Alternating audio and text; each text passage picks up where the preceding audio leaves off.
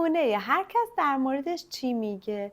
باورت میشه که بعد از این ویدیو قراره خونه هر کس که پا میذاری در جا بفهمی که اون شخص چه شخصیتی داره؟ این یکی از بی‌نظیرترین ویدیوهای منه که بعد از 3000 مشاوره آنلاین دکوراسیون که انجام دادم دستم اومده. باورت نمیشه که خونه هر کس کاملا با شخصیتش مربوطه. اگه دلت یه خونه خاص میخواد، اگه دلت میخواد تغییر دکوراسیون بدی، اگه عاشق مبحث خودشناسی مثل من دوست داری کاملا خودتو بشناسی یا آدمایی که روبروت قرار دارن و اطرافت قرار دارن و بشناسی و بدونی چه شخصیتی دارن، اگه به طراحی داخلی علاقه‌مندی، اگه دوست داری بدونی همسرت با رفتارهایی که تو خونه میکنه، با توجه به نظمی که داره، با توجه به شلختگی که داره، چه شخصیتی داره، یا بدونی خونه رو هر جوری که نگه میداره کاملا مربوطه به شخصیتش. اگه از بی‌نظمی خسته شدی، دلت یه خونه تر و تمیز میخواد، میخوای دلیل بی‌نظمی خونت رو بدونی، یا اگه همسرت خونه رو جوری میکنه که واقعا خسته شدی، انقدر به هم ریختش میکنه، کلافت میکنه، کلی از زمان روز اختصاص میدی به این بی‌نظمی، تا آخر این ویدیو رو ببین تا دلیل همه اینا رو بهت بگم. آخر این ویدیو متوجه میشی خونه‌ای که توش قرار داری کاملا با شخصیتت منطبقه یا نه یه خونه اشتباهی واسه خودت ساختی. دکوراسیون خونت اصلا مناسب شخصیت و روحیت نیست. با تغییرات توش کاملا حس آرامش برات به وجود میاد. این چند دقیقه ویدیو رو از دست نده، چون خیلی تو زندگی تاثیر داره. دخترا، سبک خونه هر کسی کاملا با روحیش مرتبطه. مثل فال، دیدی قدیما ها اکثرمون فال رو دوست داشتیم، الان دیگه اصلا فال منسوخ شده، ولی این مثل فال میمونه. اینی که دارم بهت میگم قشنگ شخصیت آدم رو میکنه، اما کاملا علمیه، اصلا خرافات و اینا نیستا، کاملا علمیه و کاملا من روش تحقیقات انجام دادم، کلی مطالعات انجام دادم. اصلا ما یه مبحثی داریم توی معماری اسمش روانشناختی محیطه. یعنی متوجه میشیم که دکوراسیون خونه ما یا محل کارمون کاملا رو روحیه‌مون تاثیر میذاره. برعکسش هم همینه، روحیه ما، شخصیت ما کاملا رو دکوراسیون خونمون تاثیر میذاره. یعنی هر آدمی هر چی درونشه بیرون اجرا میکنه. شوکه شدی نه؟ ببینیم چجوریه. ببین، این یه خونه است که سبکش مینیماله. سبک مینیمال یه سبکیه که از رنگای خنثی استفاده میشه، همه چی مرتب منظمه، همه چی کمه، شلوغ پلوغ نیستش. اگر هم از رنگای دیگه توش استفاده شه ولی همچنان شلوغ پلوغ نباشه، اسمش مدرنه. خب یه سبکیه مینیمال و مدرن که همین شکلیه که داریم میبینی. نمیخوام زیاد وارد جزئیاتش بشم، تخصصیش کنم، فقط اینو ببین. اگر یه همچین خونه‌ای داری خیلی این قسمت رو دقت کن، یا اگه دوستات یه همچین خونه مینیمال یا مدرنی دارن بهت میگم که شخصیتشون چجوریه. کسی که این خونه رو واسه خودشون درست میکنن، این خونه رو دارن، وسایل خونهشون اینجوریه، آدمای خیلی منطقی هستن، خیلی هم منظمن، همه چیشون باید رو اصول باشه. من این منظمی که میگم منظمی خونه فقط نیست، منظمی ذهنی هم هست، یعنی افکارشون، برنامه هاشون، همه چیشون منظمه. سعی میکنن خودشون رو درگیر احساسات نکنن. آدمای به شدت هدفمندن، تکلیف زندگیشون تا سالها معلومه، خیلی رکن. ببین اگه اذیتشون کنی، اعصابشون رو خورد کنی، واسه نقش بازی نمیکنن، هیچ تحمل نمیکنن، قشنگ میون بهت میگن آقا داری میری رو مخم، نکن این کارو. خب اینجوریان، حوصله دردسر ندارن، خودشون رو درگیر دردسر نمیکنن، راحت نمیگن، تو رو درواسی قرار نمیگیرن، یعنی یه شرایط زندگیشون رو جوری میکنن که اذیت نشن. همه چی شسته رفته، حتی تو مسائل کاریشون هم همه چی شسته رفته. اگه کارفرما داشته باشن همه چی رو براش شسته رفته نشون میدم، یا آقا اینجوریه داستان، من اینجوری کار میکنم. اگه پرسنلی داشته باشن، کارمندی داشته باشن، دوست دارن طرف همه چی رو شسته رفته براشون انجام بده. با پارتنرشون هم همینطور، با همسرشون همینطور، همه چی تو روابطشون مشخصه، شیله پیله ندارن، از شلوغی بیزارن، تو محیطای خیلی شلوغ کلافه میشن، تو مالای شلوغ، خیابونای شلوغ. بعد از یه مدتی احساس خفگی بهشون دست میده. این نظمه حالشون رو به شدت خوب میکنه، بهشون آرامش میده. از چیزای بی‌معنی هم اصلا به هیچ عنوان خوششون نمیاد. حالا ببین، تو اگر خونت این شکلیه، قطعا همچین صفتهایی داری. بریم سراغ خونه بعدی که خونه کلاسیکه.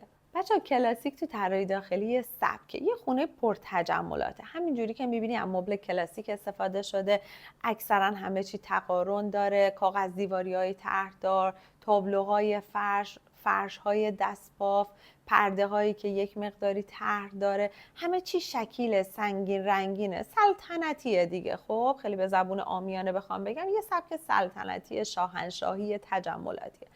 اگر می‌بینی که اطرافیانت خونشون این سبکیه یا خودت خونت این سبکیه، تو قطعاً تجملات رو دوست داری، از سادگی خوشت نمیاد، زرق و برق رو دوست داری، گشتن با آدمایی که پرتجملاتن و یک مقداری کلاسکاریشون زیاده به تو آرامش میده، خوشت میاد از اینجور افراد.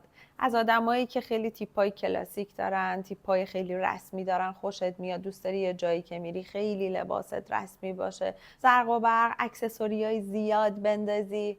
البته تو آدم کاملا سنتی هستی و از اصالت خیلی خوشت میاد، یاد اهل مدرنیته نیستی، به گذشته خیلی اهمیت میدی و براش ارزش قائلی. اون حس وقار و قدرت بهت آرامش میده، دوست داری همیشه قدرتمند نشون بدی خودتو، هر چقدر از تو داغون باشی دوست داری قوی نشون بدی و کسی نفهمه. میگن یه موقع شرایطم بده صورتمو با سیلی سرخ نگه میدارم، یه همچین حالتی هر جوری باشه تو نمیخوای خودتو از قدرت بندازی، به کیفیت خیلی اهمیت میدی و تا حدی ظاهربین هم هستی، یعنی لباس طرف، ظاهر طرف برات خیلی مهمه، خیلی زود گول ظاهر رو میخوری و قضاوت میکنی زود که این به خاطر این ظاهرش اینجوریه، صبر نمیکنی تا طرف رو خوب بشناسی و اکثر موارد هم ضربه این قضیه رو میخوری. سبک بعدی خونه های بوهوه که آدمایی که توش زندگی میکنن خیلی آدمای جذاب و باحالی هستن. خونه بوهو خونه هاییه که خیلی شلوغ پلوغ، از رنگ های شاد، گل منگلی، از صنایع دستی اکثر کشورها توش استفاده میشه، هیچ قید و بندی نداره، هر طرفش یه جوره و شلوغی حس خیلی خوبی بهش میده. مثل خونه بهار رهنما چجوری بود، چقدر شلوغ پلوغ بود، یا بفرمایید چون خیلی خونه شلوغ پلوغی داشت، مخصوصا آشپزخونه‌اش هر قسمتی یه رنگ بود. حالا بگم اینجور افرادی که سبک بوهو رو دوست دارن چجورین؟ خیلی آزادانه فکر میکنن، زیاد چارچوب اجتماعی ندارن برای خودشون رو اذیت نمیکنن، دوست دارن خیلی آزادانه فکر کنن، آزادانه حرف بزنن، خیلی روابط رو دوست دارن، خیلی ذهن خلاقی دارن، خیلی پر جنب و جوشن، شلوغن، اگر بخوای آروم نگهشون داری افسرده میشن، اذیت میشن.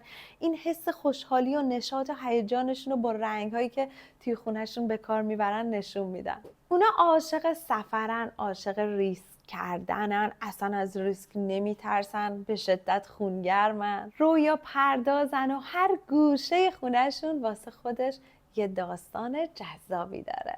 حالا میریم سراغ کسایی که خونه رستیکی دارن. رستیک معنی لغویش روستاییه، ولی نه روستاهای نمور خیلی قدیمی، نه، روستاهایی که کلن توش طبیعت وجود داره، روستاهایی که توی فیلم ها میبینیم چقدر خوشگله، مثلا هر چیزی که تو طبیعت دیده میشه دست نخورده تو خونه ایناست. اگه میخوان از چوب استفاده کنن، از یه میزنارخوری رستیکی استفاده میکنن، یعنی یه میزنارخوری که چوبش برش نخوره، به فرم طبیعی خودشه. از این میز تیوی استفاده میکنن. لوستراشون از چوبای برش نخورده استفاده شده، از چرم، از الیاف‌های طبیعی استفاده میکنن، تا اونجا که جا داره طبیعت رو میارن توی خونش. این افرادی هستن که تشنه آرامشن، عاشق آرامشن، خیلی خانواده دوستن، به شدت مهمون نوازن و دوست دارن خونهشون رو جوری درست کنن که تمام حس آرامش دنیا بیاد تو وجودشون. تشنه امنیتن، شاید انقدر شلوغی ذهن دارن که سعی میکنن با این فضای خونه‌ای که برای خودشون درست کردن یه جای امنی واسه خودشون داشته باشن که تمام استرس‌ها و تنش‌هاشون رو بریزن اونجا. به شدت آدمای مهربونی هستن و خیلی محبت میکنن. در نهایت مدرنیته زیاد حالشون رو خوب نمیکنه، دوست ندارن توی برج‌های آسمان خراش زندگی کنن. اونا دنبال یه زندگی طبیعی و سرسبز و کاملا ارگانیک هستن. خونه وینتاژ خونه‌ای که صاحبش هر جای دنیا بره هر عتیقه‌ای پیدا کنه میخره میاره میذاره تو خونش، یعنی یک خونه قدیمی که همه چی قدیمیه، حتی عاشق وسایل دست دوم هستن. هر چی قدیمی تر بهتر، هر چی مربوط به گذشته های دور باشه بهتر. اینجور افرادی هستن که عاشق گذشتن، به شدت درونگران، زیاد خوششون نمیاد توی جمع‌های بزرگ و شلوغ باشن، زیاد خوششون نمیاد توی جمع متکلم وحده باشن، حرف بزنن. خیلی تو گذشته زندگی میکنن، حتی گذشته خودشون ساعتها فکر میکنن چرا فلان کار رو اونجا کردن، چرا فلانی باهاشون این کار کرد، چرا تو گذشته این کار انجام دادن، چرا این اتفاق افتاد.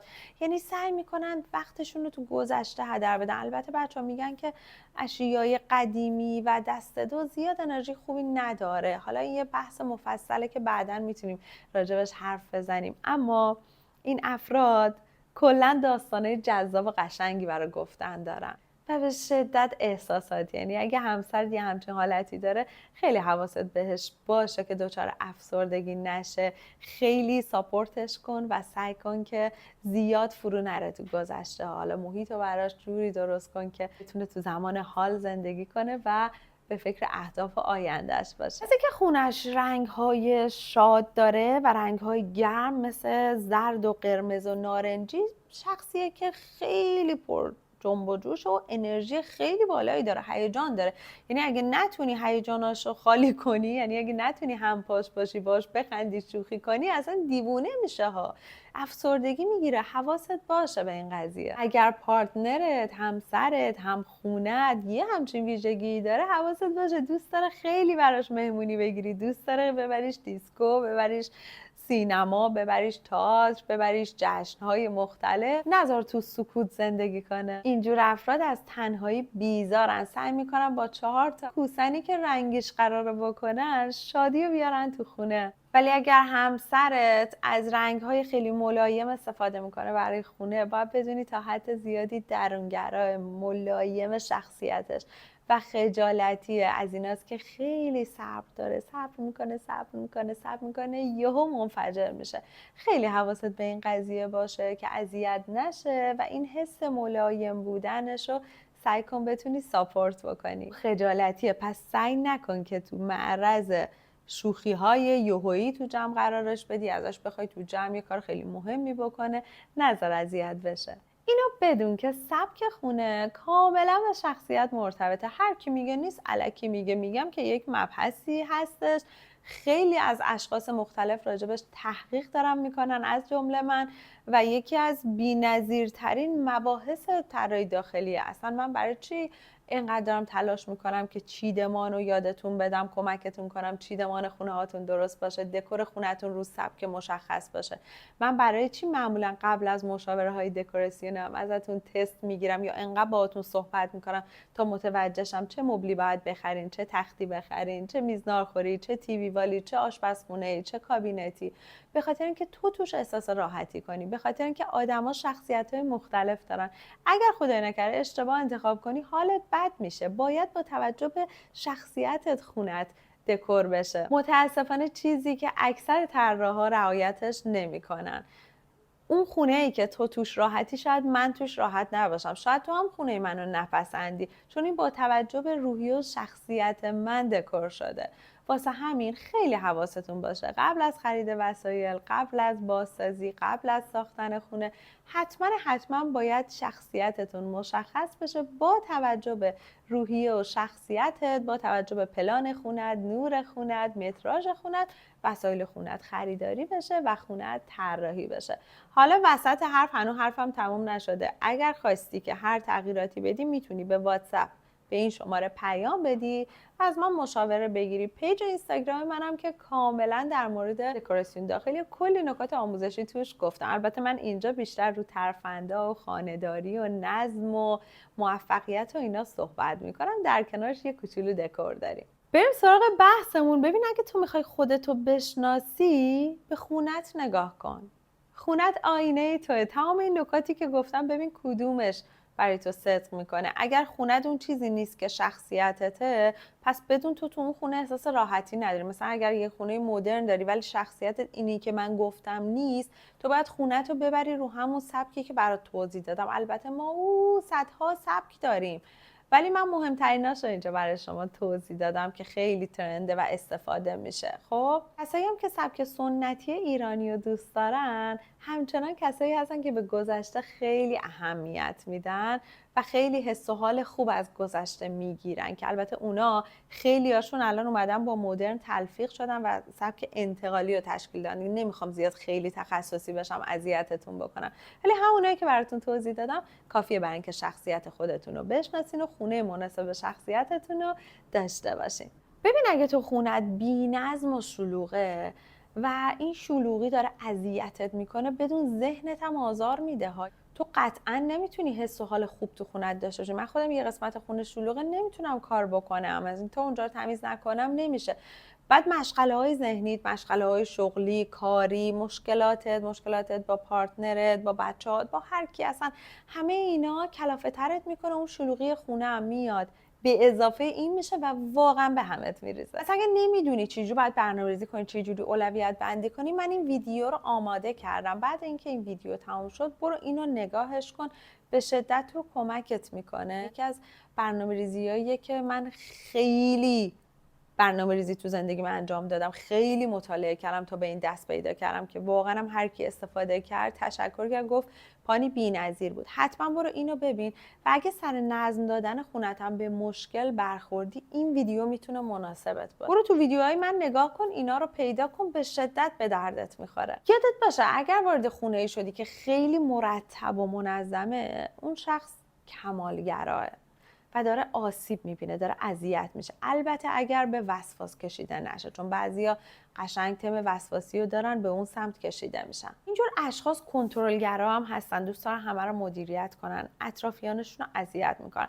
پس حواست باشه. من دارم راجع به نظم زیاد حرف میزنم تو این چنل، ولی تو دیگه خیلی واردش نشو، خدای نکرده به وسواس برسی. کنترل کن این حسا. پس منظم بودن خونه باید نسبی باشه، نباید خیلی زیاد باشه. تا یه حدی خونه رو منظم و مرتب نگه دار. البته من ویدیوی بعدی که دارم میسازم در مورد یکی از متدهای ژاپنیه که خیلی جواب داده این روزا و باعث میشه خونت کاملا مرتب بشه. تو منو حتما سابسکرایب کن، لایک و بکوب تا انرژی بگیرم. این لایک واسه انرژیه. سابسکرایب کن، زنگوله رو بزن که تا من این ویدیوی بعدی رو بذارم تو اولین نفر باشی ببینیش و ازش استفاده کنی. در کل خونه منظم یعنی خونه‌ای که بیروح نباشه، به تو حس خوب بده، اون احساس گرما رو داشته باشه، تو توش احساس عاشقانه داشته باشی، انرژی داشته باشی و به محضی که میری بیرون یا میری مسافرت دلت برای خونه تنگ باشه. خوشحالم که تا اینجای ویدیو همراه من بودی. برام بنویس شخصیت تو چجوریه، تو از چه خونه‌ای فکر میکنی خوشت میاد و بگو دوست داری ویدیوهای بعدی من عنوانش چی باشه، چون من معمولا عنوان ویدیوهامو از توی کامنت شما انتخاب میکنم. بای.